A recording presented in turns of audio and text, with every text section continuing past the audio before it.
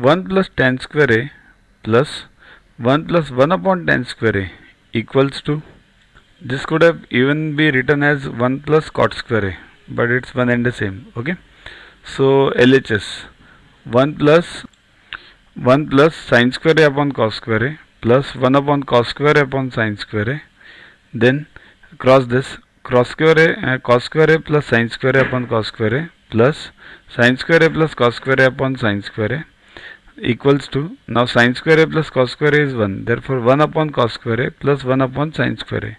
Now look here, the answer here ends here itself, but in exam if it is given this option, then tick this. If it is given sec square a plus cosec square a, then convert this to sec square a and cosec square a, then that is option. If it is given directly everything in cos square a, then convert the sin square a into 1 minus cos square a and then solve.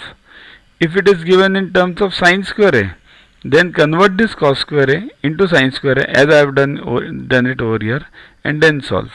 So I have done it for sin square a. Let's solve this.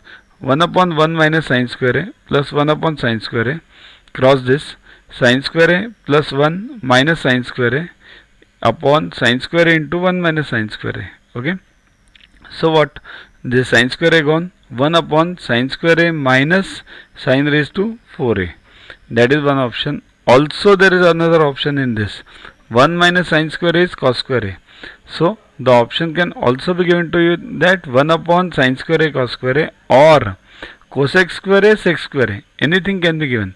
Main point is focusing on this and then solving it as per the options given. Okay, download Yuva Guru app from Play Store to get these videos, tests, question banks with explanations directly on your mobile.